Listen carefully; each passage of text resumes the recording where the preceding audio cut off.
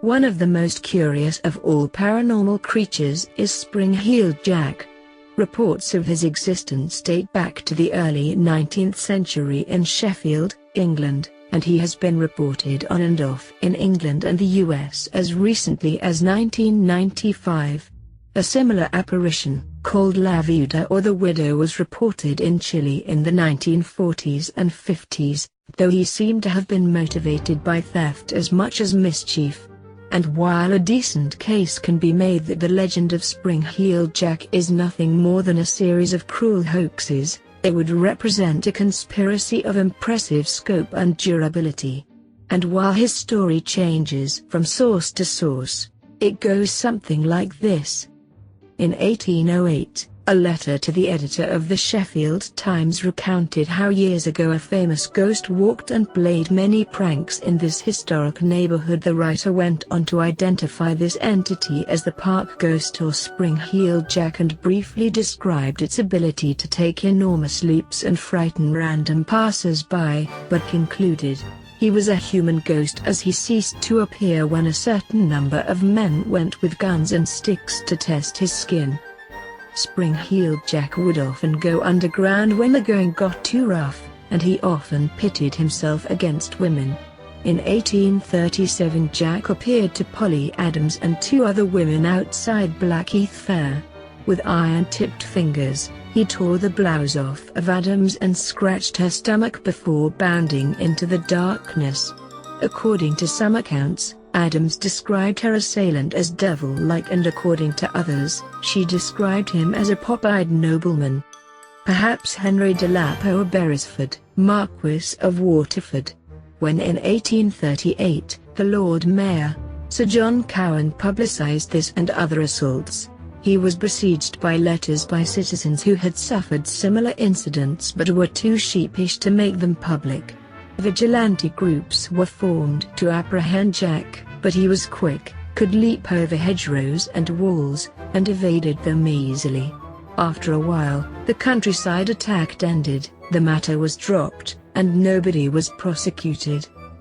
But later that year, as Lucy Scales and her sister walked home on a London street, Jack jumped out of the shadows and spat blue flames in her face, temporarily blinding her, then retreated into the darkness.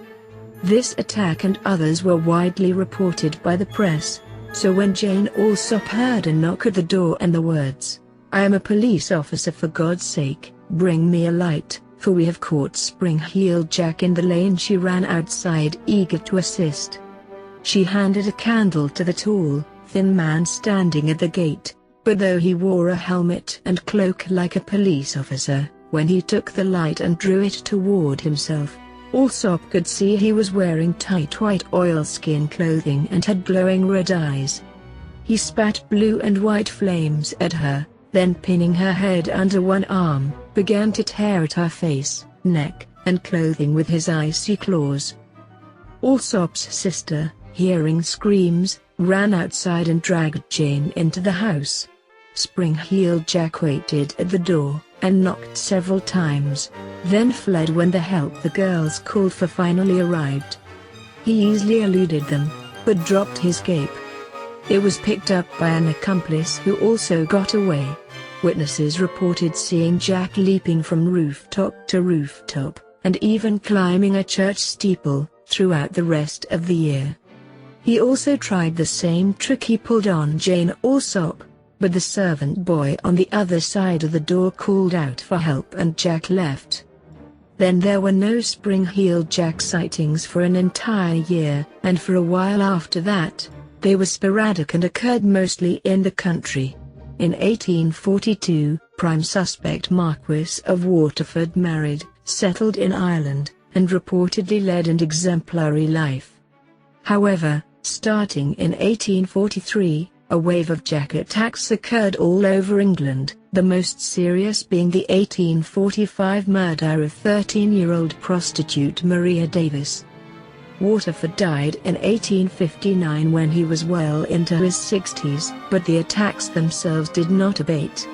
If anything, Jack became bolder. All through the 1870s, he slapped the faces of army sentinels with his clammy hand, jumped onto their sentry boxes, then bounced into the countryside. Townspeople shot at him and set traps, but Jack laughed demonically and escaped every time.